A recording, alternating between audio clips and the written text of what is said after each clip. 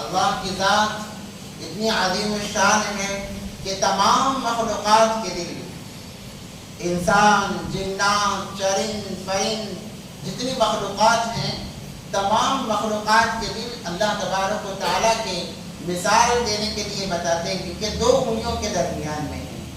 اللہ تبارک و تعالیٰ جس کو چاہے، جیسے چاہے، جب چاہے پڑھ سکتے ہیں۔ یہ اللہ کے لیے کوئی مشکل نہیں۔ اللہ تبارک و تعالیٰ کے لیے کوئی چیز بھی کسی وقت میں بھی مشکل نہیں ہے۔ اللہ جب ارادہ کر لیتے ہیں وہ چیز ہو جاتی ہے۔ اللہ نے قرآن میں فرمایا کن فیکون، کہ میں تو کن فیکون کا مالک ہوں، میں جب کہتا ہوں ہو جا تو ہو جاتی ہے۔ اللہ کے زمین، آسمان، چاند، سورج، ستارے، سیارے، مخلوقات، یہ تمام چیزیں 6 دن میں بنائیں۔ اللہ فرماتے ہیں مجھے تھکن کا ذرا بھی احساس نہیں ہوا، اور نہ اس بنانے میں میں نے کسی سے مدد لی۔ اللہ نے اس کائنات کو بنانے میں کسی سے کوئی مدد نہیں لی۔ وہ یہ ایسے کھلانے والے ہیں کہ بندہ نہ چاہے تب بھی اللہ کھلاتے ہیں۔ اللہ جب دینے پہ آئے تو اتنا دیتے ہیں کہ بندہ لیتے لیتے تھک جاتا ہے، اور جب چھیننے پہ آئیں تو ایسے چھین لیتے ہیں کہ بندہ مجبور ہو جاتا ہے۔ احادیث مبارکہ کے اندر ہے کہ تمام انسان ایک کھلے میدان میں جمع ہو جائیں، انسان، جنات، چرند، پرند، ہر کوئی جمع ہو جائے، اور ہر کوئی اپنی اپنی زبان میں اللہ سے اپنے دل کے مطابق سوال کرے، اللہ سے مانگے۔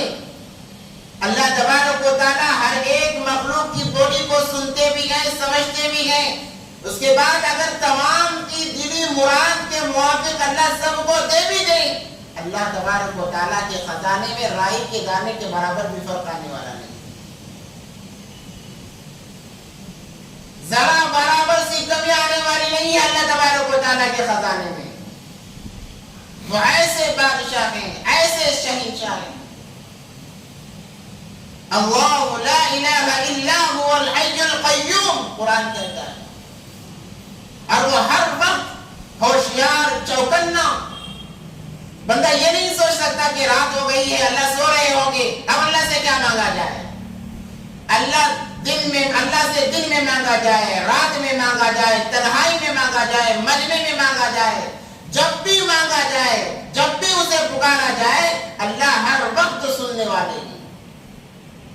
اللہ لا الہ الا هو الحی القیوم، ہمیشہ سے زندہ ہے اور ہمیشہ ہے۔ اور آگے فرمایا لا تأخذہ، اسے چھوتی بھی نہیں ہے کیا چیز؟ سنم، جسے اونگ کہتے ہیں۔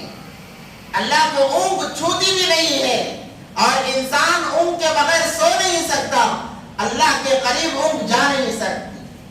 لا تأخذہ سنم ولا نوم، نہ اونگ اس کے قریب جاتی ہے، نہ نیند اس پر غالب آتی ہے۔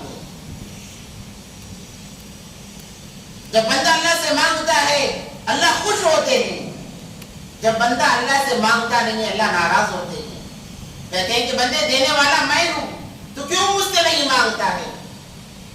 مخلوقات کا معاملہ الٹا ہے، مانگا جائے ناراض ہوتی ہے، نہ مانگا جائے خوش ہوتی ہے۔ اللہ مانگنے سے راضی ہوتے ہیں، نہ مانگنے سے ناراض ہوتے ہیں۔ وہ اللہ تبارک و تعالیٰ ایسی عظیم الشان قدرتوں والا، حکمتوں والا، وہ اللہ ہم سے فرماتے ہیں یا ایھا الذین آمنوا کما آمن الناس، اے ایمان والو ایمان لاؤ، کس پر؟ مجھ پر ایمان لاؤ۔ اور یہ فرمایا یا ایھا الذین آمنوا هل ادلکم علی تجارۃ تنجیکم من عذاب علیم، اے ایمان والو، اے مسلمانوں، اے میرے بندو، اے میرے بندیوں، کیا میں تمہیں ایسی چیز نہ بتاؤں؟ کیا میں تمہیں ایسا کام نہ بتاؤں؟ کیا میں تمہیں ایسی تجارت نہ بتاؤں؟ تنجیکم من عذاب علیم، جو تمہیں دردناک عذاب سے بچا لے، دنیا کے بھی عذاب سے بچا لے، آخرت کے بھی عذاب سے بچا لے۔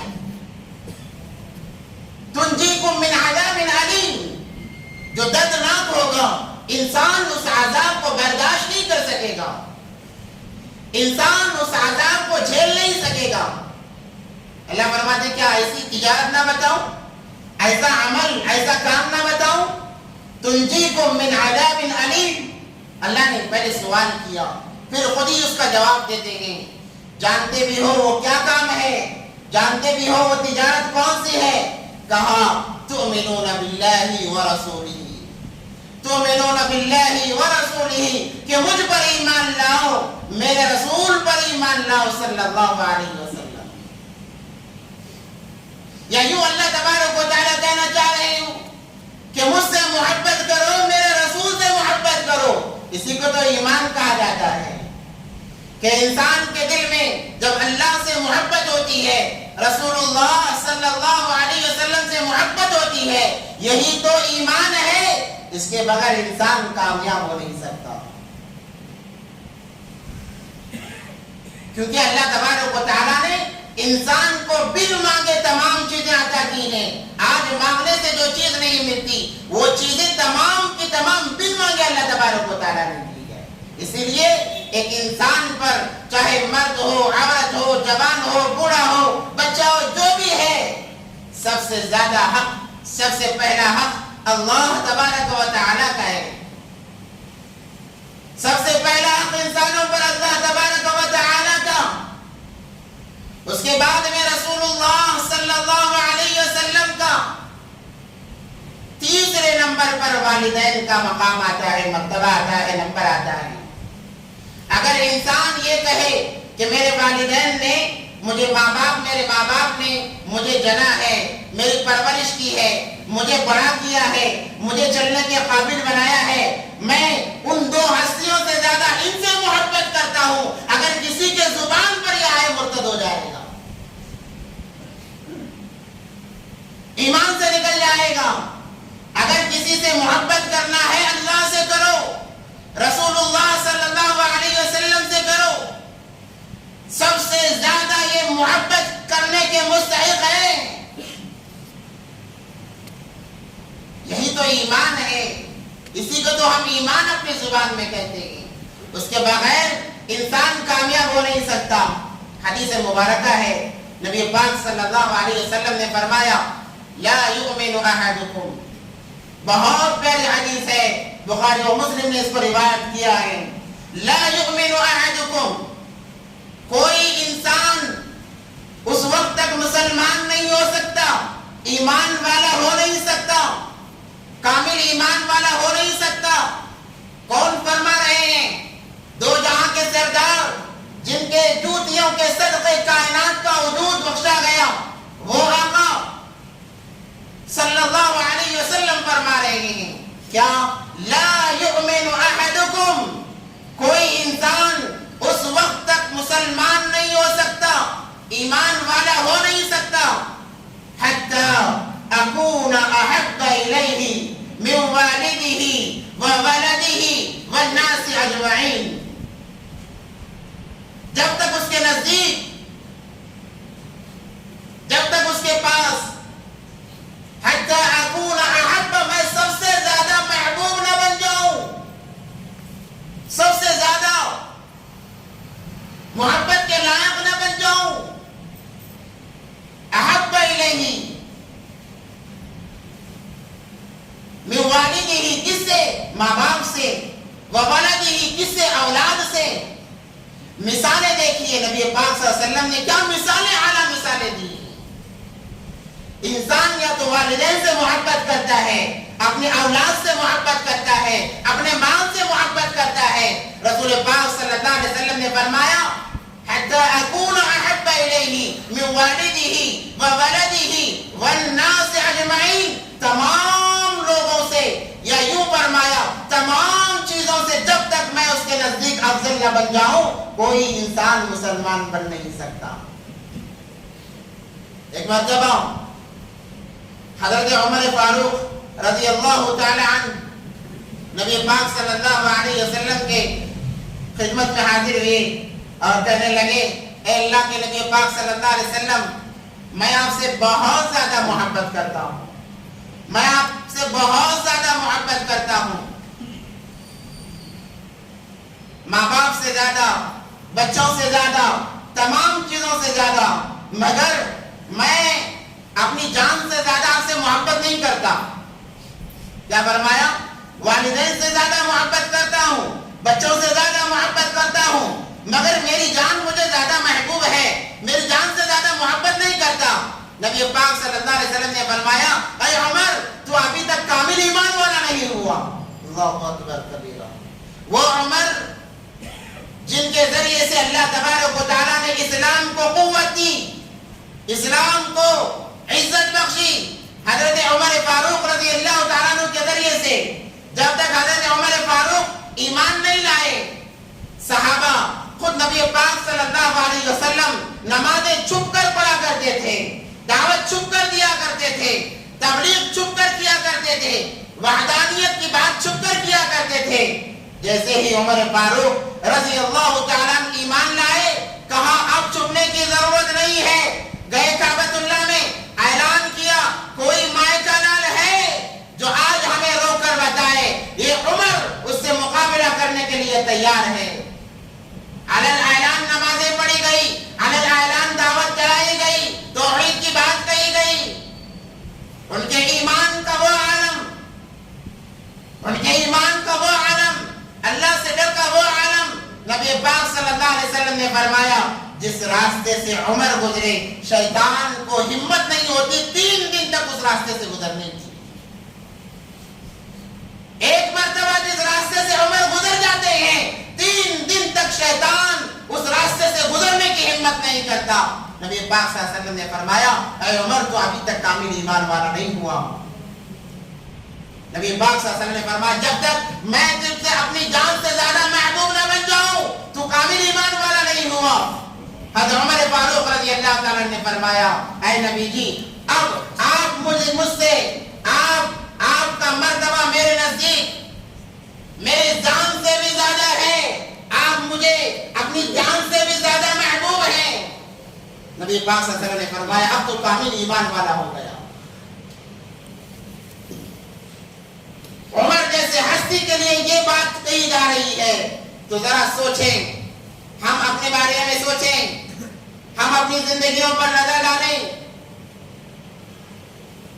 اور اللہ تبارک و تعالیٰ نے اپنے آپ سے، اپنے حبیب پاک صلی اللہ علیہ وسلم سے محبت کو ایمان کا درجہ دیا ہے، کہا کہ یہی تو ایمان ہے.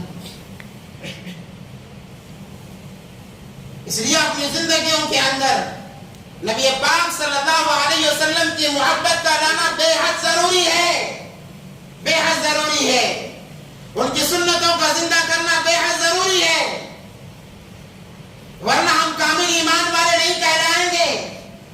ایک انسان سنتوں کو چھوڑتا رہے، نبی پاک صلی اللہ علیہ وسلم کی ایک ایک سنت کو چھوڑتا رہے، گھر سے سنتوں کے جنازے نکلتے رہے اور اپنے آپ کو ایمان والا سمجھتا رہے، یہ کیسے ہو سکتا ہے؟ قرآن میں اللہ تبارک و تعالیٰ نے فرمایا بس محبت تک بات نہیں ہے، تؤمنون باللہ ورسولہ وتجاہدون فی سبیل اللہ، کہ ان کی محبت کے لیے اپنے جان کو بھی قربان کرو، اپنے مال کو بھی قربان کرو. اللہ اور اس کے رسول صلی اللہ علیہ وسلم کی محبت کے لیے اپنی جان بھی داؤ پر لگاؤ، اپنے مال کو بھی داؤ پر لگاؤ،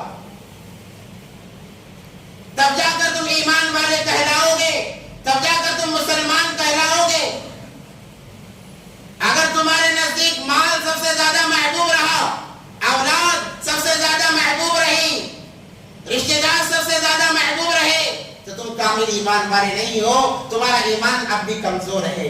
اس ایمان کو مضبوط کرنے کی ضرورت ہے، اس ایمان کو مضبوط کرنے کی ضرورت ہے. نبی کی سنتوں کو زندہ کرنے میں ہمیں ہچکچاہٹ محسوس نہ ہو، نبی کی محبت کا دعویٰ کرنے میں ہمیں ہچکچاہٹ محسوس نہ ہو، چاہے ہماری جان کیوں نہ چلی جائے، نبی سے محبت میں کمی نہیں آنی چاہیے، نبی کی محبت میں کمی نہیں آنی چاہیے، اللہ کی محبت میں کمی نہیں آنی چاہیے. یہ ایمان والے کی علامت ہے، یہ ایمان والے کی نشانی ہے کہ وہ اللہ اس کے رسول اللہ صلی اللہ علیہ وسلم کے لیے جان تک قربان کرنے کے لیے ہر وقت تیار رہتا ہے. یہ دین ہے، اسی کو دین کہا جاتا ہے، جس سے آج ہم کوسوں دور ہیں۔ ہم نے دین یہ سمجھا ہے، ایمان اس کو سمجھا ہے کہ جب جی میں آیا نماز پڑھ لی، جب جی میں آیا روزہ رکھ لیا، دل میں آیا زکوٰۃ ادا کر دی۔ ہم اپنے مرضی کے مالک بن کر زندگی گزارنے کو دین سمجھتے ہیں۔ جب ہمارے دل نے کہا چلو آج نماز پڑھ لیتے ہیں، ہم نے نماز پڑھ لیا اور کہتے ہیں کہ ہم مسلمان ہیں، یہ ایمان والے کی علامت نہیں۔ مسلمان تو وہ ہے کہ اذان ہوئی گھر کے اندر اسے چین نہ آئے، کاروبار میں اسے چین نہ آئے، ملازمتوں میں اسے چین نہ آئے، جب تک کہ آ کر وہ نماز ادا نہ کر لیں۔ سنتوں کو زندہ کرنے کا موقع آیا، وہ اپنی دنیا کو ٹھکرا دے، اپنے آل اولاد کو ٹھکرا دے، والدین کو ٹھکرا دے، مگر سنتوں کا جنازہ نہ نکالے۔ وہ ایمان والا ہے، وہ مسلمان ہے۔ آج ہم نے اپنا سب کچھ غیروں کو سمجھ رکھا ہے، ہمیں ہر ایک طریقہ غیروں کا محدود ہمیں زیادہ پسندیدہ ہے۔ ہم کہتے ہیں جیسے کہ آج کل حالات چل رہے ہیں، میرا عنوان تو کچھ اور تھا، مگر یہ چند باتیں ایسی تھی جو بتانا بہت زیادہ ضروری تھا۔ میں اپنے عنوان کی طرف آپ کو لے کر جاؤں گا انشاءاللہ۔ یہ تمہیدی باتیں ہیں اور ان باتوں کا جاننا ضروری ہے، یہ امانت ہے ہمارے پاس میں، اور اللہ تبارک و تعالیٰ اس کے بارے میں بھی کل قیامت کے دن پوچھیں گے، اس لیے اپنے آپ کو سوال سے بچانے کے لیے یہ باتیں عرض کر رہا ہوں۔ آج ہم غیروں کو خوش کرنے کے لیے کیا کچھ نہیں کرتے، ہر چیز داؤں پر لگا دیتے ہیں۔ ہم نے یہ سمجھ رکھا ہے کہ یہ ملک جمہوری ہے، اس میں ہر ایک کو اپنے اپنے مذہب پر عمل کرنے کا اختیار ہے۔ کس نے منع کیا؟ ہر ایک کو اختیار ہے، مگر کسی کے لیے یہ جائز نہیں ہے کہ وہ کسی کے اور کے مذہب پر انگلی اٹھائے، کسی اور کے مذہب کو نشانہ بنائے، جھوٹی شہرت پانے کے لیے کسی کو بدنام کرے، اس کی اجازت بالکل نہیں ہے۔ مگر ہم جمہوریت کا ٹھیکہ بس ہم نے لے رکھا ہے کہ ہر معاملے میں ہم کہتے ہیں کہ بھئی چلو ایک ہے، تمام کے تمام ایک ہیں، ہم ان سے اپنے آپ کو الگ کرنا نہیں چاہتے۔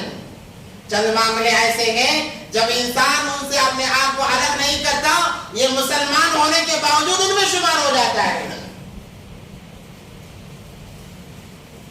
ابھی 15 اگست کا معاملہ گزرا، بڑی خوشی بھی ہونا بھی چاہیے، اپنی محبت، وطن سے محبت کا اعلان بھی کرنا ضروری ہے، ثبوت بھی دینا ضروری ہے۔ بڑی خوشی بھی، نوجوانوں نے ہمت جٹائی اور کوئی کسر نہیں چھوڑا۔ سلام ہے ایسے جذبے پر، یہ نبی پاک صلی اللہ علیہ وسلم کا طریقہ رہا۔ نبوت سے پہلے حلف الفضول کے نام سے نبی پاک صلی اللہ علیہ وسلم نے ایک کمیٹی بنائی، وہ کمیٹی غریبوں کی مدد کیا کرتی، مظلوموں کی مدد کیا کرتی، بے بسوں کی مدد کیا کرتی۔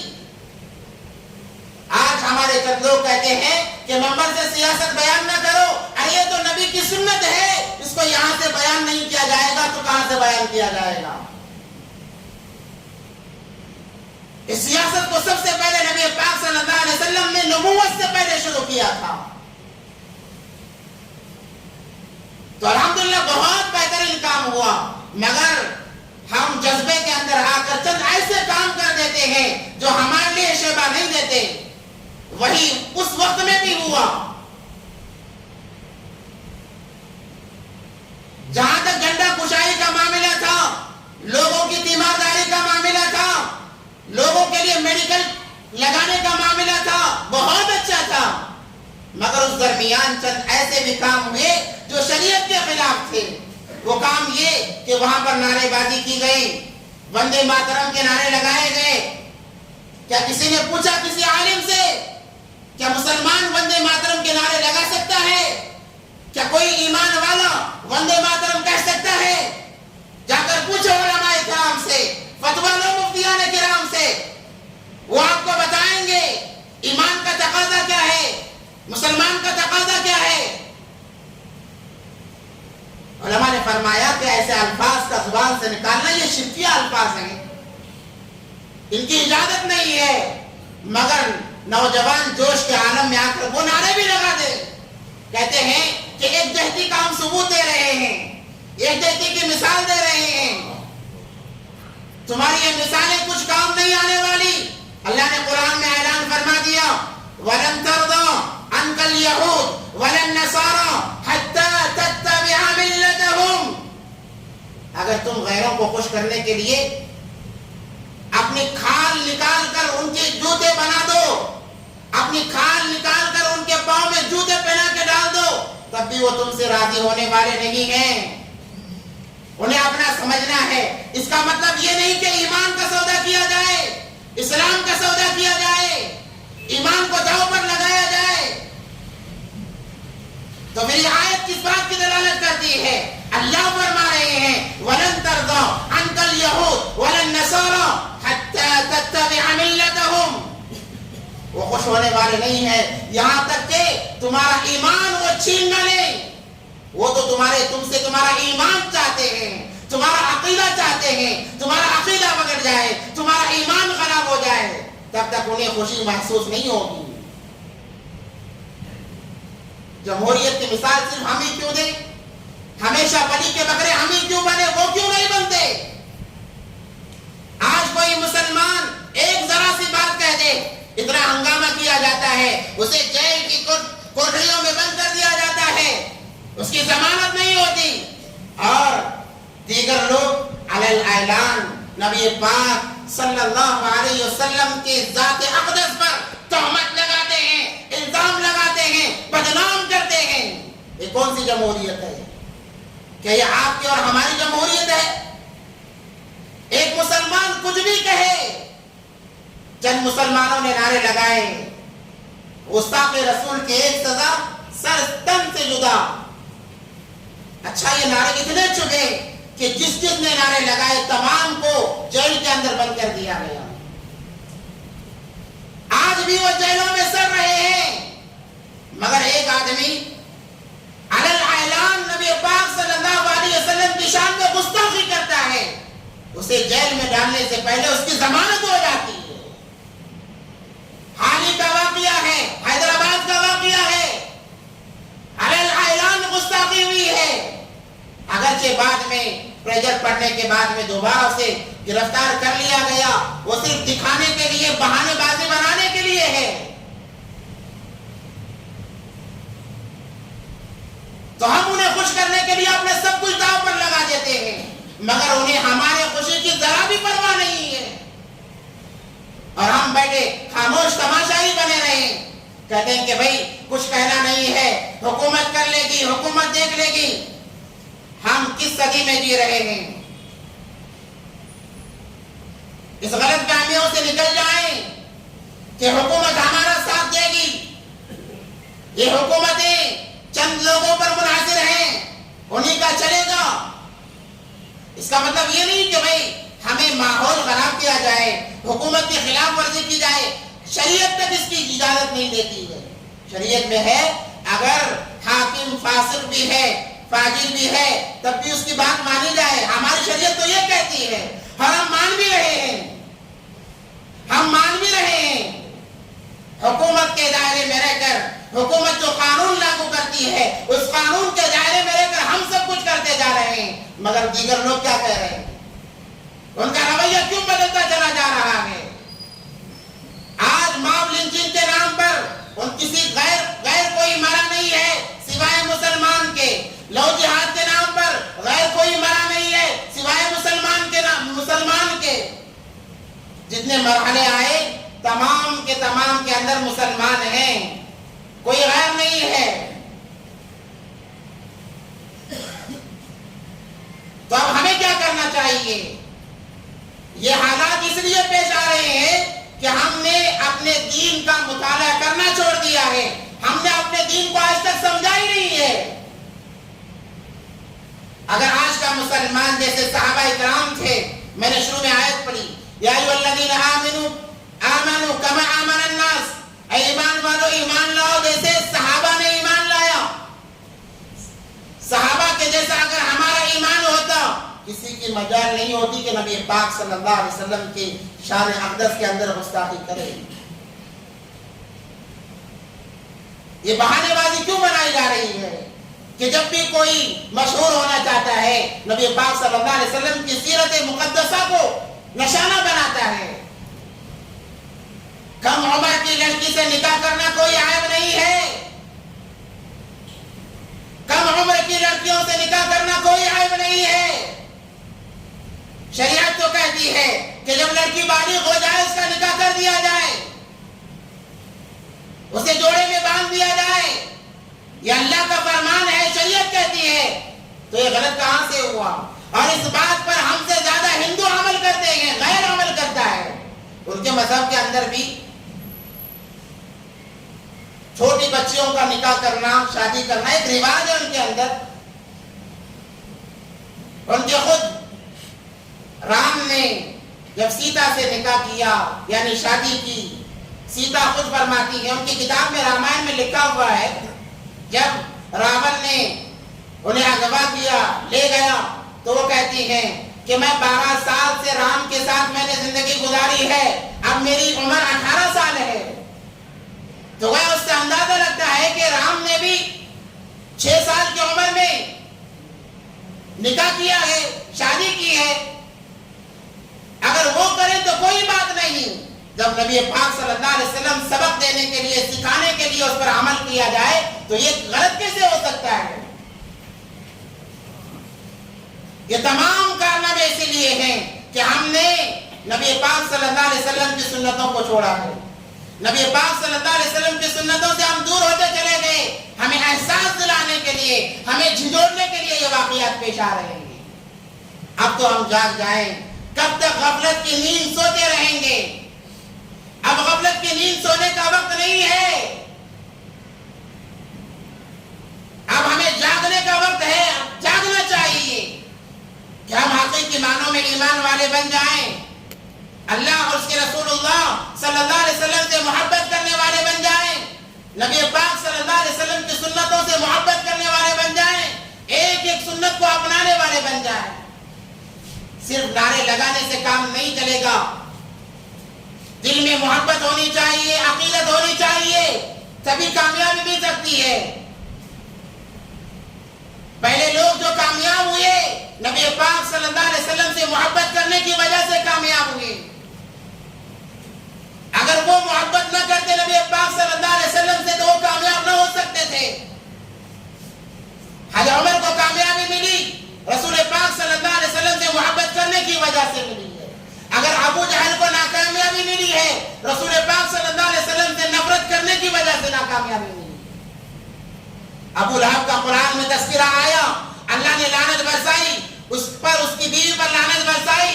یہ رسول پاک صلی اللہ علیہ وسلم سے بغض کی وجہ سے, نفرت کی وجہ سے اللہ نے لعنت فرمائی قرآن پاک کے اندر. جو جو محبت کرتا ہے رسول پاک صلی اللہ علیہ وسلم سے, اللہ اسے بیگانہ جائے سائل ہونے نہیں دیں گے. ایک واقعہ لکھا ہے کتابوں کے اندر, حضرت جنید بغدادی رحمت اللہ علیہ, نام تو سب نے سنا ہوگا, بہت بڑے اللہ والے گزرے ہیں. اس زمانے کے ولیوں کی وہ سردار کہلائے جاتے تھے. اتنا بڑا مقام انہیں کیسے ملا, اتنا بڑا مرتبہ کیسے ملا؟ صرف نبی کی محبت کی وجہ سے اتنا بڑا مقام انہیں ملا ہے. وہ پہلے بڑے پہلوان تھے, کشتی لڑا کرتے تھے. اس زمانے کے بادشاہ میں, بادشاہ کے اندر عجیب عجیب شوق اچانک آ جاتے ہیں.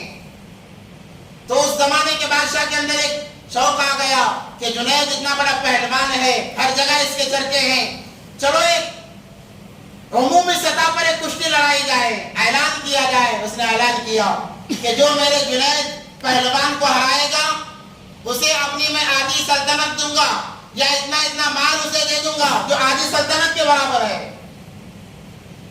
پورے اس کی حکومت کے اندر وہ اعلان چلایا گیا.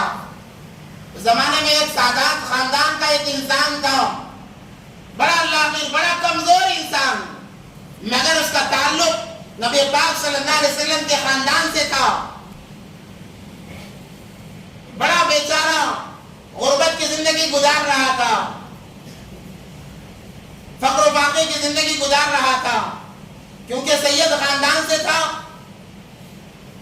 اس کے ساتھ ایک بات عرض کر دوں، وہ خاندان بڑا مبارک ہے، مگر آج اس خاندان کو بھی بدنام کرنے کی کوشش کی جا رہی ہے۔ لوگ کہتے ہیں کہ بھئی ہم سید ہیں، مگر علل اعلان دھوکے دہی کے کام کرتے ہیں، مال ہڑپنے کے کام کرتے ہیں، جھوٹ بولتے ہیں اور کہتے ہیں کہ بھئی ہم سید ہیں۔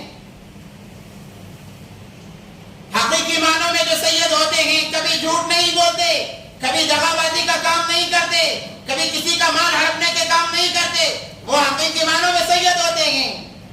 جو شان جتانے کے لیے سید لگاتے ہیں وہ باز آ جائیں، یہ بڑا اونچا خاندان ہے، کہیں ایسا نہ ہو کہ اس کی بے حرمتی کی وجہ سے اللہ تبارک و تعالیٰ پکڑ فرما دے۔ تو کسی سے مانگ نہیں سکتا تھا، بڑا مجبور تھا۔ جب اس نے اعلان سنا کہ جنید کو ہرانے پر اتنا مال مل رہا ہے، میں ہرا نہیں سکتا، اسے یقین تھا، مگر پھر بھی کہنے لگا چلو کوشش تو کر کے دیکھتے ہیں۔ بادشاہ کے دربار میں فرمان بھیجا کہ میں لڑوں گا۔ بادشاہ نے اسے طلب کیا، جب بادشاہ نے دیکھا کہ تو لڑے گا، کہا کہ ہاں میں لڑوں گا۔ بادشاہ نے کہا جانتا بھی ہے کس سے لڑنے کی بات کر رہا ہے؟ اس نے کہا کہ ہاں جنید سے لڑنے کی بات کر رہا ہوں۔ تیری جسامت دیکھ، جنید کی جسامت دیکھ، تیری طاقت کا کیا مقابلہ جنید کے مقابلے میں، تیری طاقت کیا کام دے گی جنید کی طاقت کے مقابلے میں؟ وہ کہنے لگا جو بھی ہو میں نے ٹھان لیا ہے، میں لڑوں گا، لڑ کر رہوں گا۔ الغرض ایک طے ہوئی، فلاں جگہ جمنا طے ہوا، سارا شہر، سارے اس کی ملک، جہاں تک اس کی حکومت کی ساری سلطنت جمع ہو گئی، تمام کے تمام آ گئے دیکھنے کے لیے کہ کوئی دنیا میں جنید سے بھی مقابلہ کرنے والا ہے، اس سے بھی کوئی ہرا سکتا ہے، یہ دیکھنے کے لیے۔ کیونکہ آج لوگ پہلے زمانے میں بھی تھے، آج بھی ہیں، لوگ تماشائی ہیں، لوگ تماشائی ہیں، تماشا دیکھنے کے لیے سب سے پہلے حاضر ہو جاتے ہیں۔ انسان اپنی فطرت بنا لیا ہے انسان نے۔ الغرض تمام کے تمام جمع ہو گئے۔ جب کشتی لڑائی جانے سے، کشتی کا ایک قاعدہ ہوتا ہے، جب کشتی لڑانی ہوتی ہے دونوں پہلوانوں کو ملایا جاتا ہے، مصافحہ کرایا جاتا ہے، گلے ملوایا جاتا ہے۔ گلے ملایا گیا، مصافحہ کرایا گیا اور کشتی شروع ہو گئی۔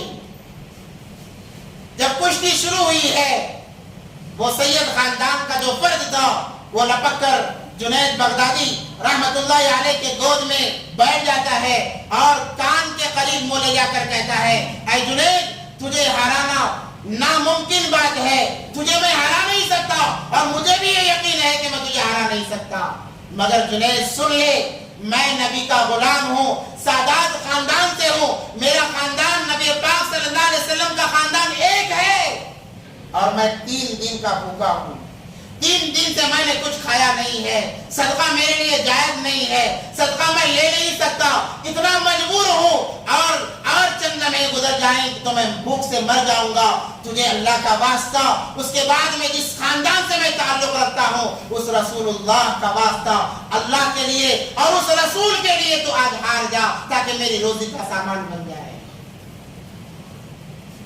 اس نے ایسے انداز سے اس بات کو پیش کیا، اپنی مجبوری کو پیش کیا، اپنی بے بسی کا اظہار کیا کہ دیکھ میں تجھے ہرا نہیں سکتا، یہ مجھے یقین ہے، مگر میں پھر بھی ہمت کر کے آیا ہوں، اس لیے کہ صدقہ سادات خاندان کے لیے جائز نہیں، زکوٰۃ سادات خاندان کے لیے جائز نہیں ہے، اچھا ہے صدقہ اور زکوٰۃ کے مال کھانے سے تیرے ہاتھوں میں مر جاؤں، مگر تجھے میں اس رسول کا واسطہ دیتا ہوں، آج اس رسول اللہ صلی اللہ علیہ وسلم کے خاندان کی لاج رکھ لے، اللہ تیری لاج رکھ لے گا۔ یہ کان میں چند الفاظ کہنے تھے جنید بغدادی رحمت اللہ علیہ کے اوپر ایک عجیب گریہ طاری ہو گئی، کہنے لگے ایک تو اس نے اتنی بڑی ہمت کی کہ مجھ سے لڑنے کا اس نے جساس کیا، ہمت کی، اور مجھے واسطہ دیا بھی تو کس کا دیا؟ دو جہاں کے سردار حضرت محمد مصطفیٰ صلی اللہ علیہ وسلم کا واسطہ دیا ہے، اب اگر میں اسے ہرا دوں تو کل قیامت کے دن نبی کو کیا منہ دکھاؤں گا؟ نبی پاک صلی اللہ علیہ وسلم جب مجھ سے پوچھیں گے اے جنید تیرے سامنے میرے خاندان کا فرد اپنی بے بسی کا اظہار کر رہا تھا اور تو بیٹا تماشا دیکھ رہا تھا، میں کیا جواب دوں گا؟ میرے پاس کوئی جواب نہیں نہیں ہوگا، میں اللہ اس کے رسول اللہ کے لیے آج ہار جاتا ہوں۔ یہ کہہ کر جنید بغدادی رحمت اللہ علیہ ہار گئے، اس انسان کو اپنے اوپر لے کر گر گئے۔ بادشاہ نے کہا یہ ہو نہیں سکتا، کچھ تو گڑبڑ ہوا ہے، کچھ تو معاملہ خراب ہوا ہے۔ دوبارہ کشتی لگائی، دوبارہ بھی وہ ہار گئے، سہبارہ لگائی، 3 مرتبہ بھی وہ ہار گئے۔ بادشاہ کو بڑا غصہ آیا کہ میں نے تجھے کھلایا پلایا، میں نے تجھے اس مقام پر پہنچایا، تجھ سے کوئی بات کرنے کی ہمت نہیں کرتا، میں نے تجھے اتنا بڑا مقام دیا، آج تو مجھے بدنام کرنے کی کوشش کر رہا ہے۔ بڑا غصہ آیا۔ جہاں پر کشتی لڑائی گئی تھی وہاں سے ذلیل کر کے بدنام کر کے وہاں سے نکال دیا گیا، منہ پر کالک پوچھ کر گدھے پر بٹھا کر چکر لگائے گئے۔ جنید بغدادی رحمت اللہ علیہ دل میں کہتے جاتے اے رسول اللہ صلی اللہ علیہ وسلم، آپ کے خاندان کی لاج رکھ کر میں نے اپنے لیے بدنامی چن لی ہے، اے اللہ کے نبی میری لاج رکھ لیجیے۔ یہ معاملہ ہوا، رات میں سوئے ہیں، انہیں پتا نہیں تھا کہ یہ رات جو گزرے گی ولایت کے تاج کے ساتھ میں رات گزرے گی، انہیں پتا نہیں تھا۔ رات میں سوئے ہیں، دو جہاں کے سردار حضرت محمد مصطفیٰ صلی اللہ علیہ وسلم خواب میں آتے ہیں اور کہتے ہیں جنید تو نے میرے خاندان کی تو نے لاج رکھ لی ہے، چاہ اللہ تیری لاج رکھ لیتا ہے، چاہ اللہ تیری لاج رکھ لیتا ہے۔ یہ دیکھ میں تاج لایا ہوں، ولایت کا تاج لایا ہوں، تیرے اپنے ہاتھوں سے تجھے ولایت کا تاج پہلے پہناؤں گا۔ اس کے بعد میں اور دوسری بات ہوگی، نبی پاک صلی اللہ علیہ وسلم نے جنید بغدادی رحمت اللہ علیہ کو ولایت کا تاج پہنایا، وقت کے ولی کامل بن کر گزرے ہیں۔ خاندان کے فضل سے محبت کرنے پر یہ نتیجہ ہے، تو انسان جب نبی پاک صلی اللہ علیہ وسلم سے محبت کرے گا اس کے لیے کیا انعامات ہوں گے، ذرا اندازہ لگائیں۔ آج کوئی ایرا گیرا ہمارے نبی پاک صلی اللہ علیہ وسلم کی شان میں گستاخی کرتا ہے، ہمیں خاموش نہیں بیٹھنا چاہیے۔ ہاں حکومت غیروں کی ہے، حکومت ظالموں کی ہے، یہ بات کا انکار نہیں ہے، مگر ہم دل سے برا سب کہہ سکتے ہیں، اتنا تو کر سکتے ہیں کہ وہ نبی کو بدنام کرنے کی کوشش کریں، ہم نبی کو آباد، ان کی عزت کو ہمیشہ ہمیشہ کے لیے آباد کرنے کی کوشش کریں، اس کے لیے نبی کی سنتوں کو زندہ کریں، تاکہ کہہ سکتے ہیں یا اللہ جب تیرے نبی کے نام کو بدنام کیا جا رہا تھا ہم تیرے نبی کی سنتوں کو اپنانے میں لگے ہوئے تھے، ہم تیرے نبی کی سنتوں کو اپنانے میں لگے ہوئے تھے، یہ تو کہہ سکتے ہیں۔ کیا ہم اس معاذ اور محبت سے گئے گزرے بن گئے جو چھوٹے چھوٹے بچے تھے جنہوں نے محبت کی ایسی مثال دی رہتی دنیا تک ان کا نام لیا جائے گا۔ ابھی وقت کی قلت ہے ورنہ اس واقعے کو میں سناتا۔ میرے بھائیوں آ جائیں، اب تو آ جائیں، اہدنا الصراط المستقیم والے راستے پر آ جائیں۔ میرے نبی نے فرمایا نماز میری آنکھوں کی ٹھنڈک ہے، ہم کبھی نماز نہ چھوڑیں، نبی پاک صلی اللہ علیہ وسلم کی کوئی سنت ہم نہ چھوڑیں۔ آج سے ہم سنتوں کو جان جان کر ادا کرنے والے بنیں، کریں گے انشاءاللہ۔ اور آج جو معاملات پیش آئے ہیں خصوصاً حیدرآباد کے علاقے کے اندر کہ نبی پاک صلی اللہ علیہ وسلم کی شان میں گستاخی کی گئی ہے، اس لیے تمام حضرات 2 رکعت صلاۃ التوبہ کی نماز پڑھیں اور اللہ کے سامنے گریبانزاری کریں، آباداری کریں۔ اللہ حکومت غیروں کی ہم کچھ کر نہیں سکتے، مگر ہم معافی چاہتے ہیں کہ ہمارے ہوتے ہوئے تیرے نبی کو بدنام کیا جا رہا ہے، یا اللہ معاف کر دے۔ اس لیے 2 رکعت ضروری سمجھ کر صلاۃ التوبہ کی نماز پڑھیں اور اس کے بعد میں سنتوں کو زندہ کرنے کی کوشش کریں، سنتوں کو اپنی زندگی میں لانے کی کوشش کریں، اپنے بچوں کی زندگیوں میں سنتوں کو لانے کی کوشش کریں اور نبی کی سیرت کا مطالعہ کریں۔ اگر آپ پڑھ نہیں سکتے ہمارے پاس آئیں، ہم حاضر ہیں آپ کی خدمت کے لیے۔ نبی پاک صلی اللہ علیہ وسلم کی زندگی کا ایک ایک حصہ آپ کو پڑھ کر ہم سنائیں گے۔ اللہ سے دعا کہ اللہ تمام کل باتوں پر عمل کی توفیق عطا فرمائے۔ وآخر دعوانا الحمدللہ رب العالمین۔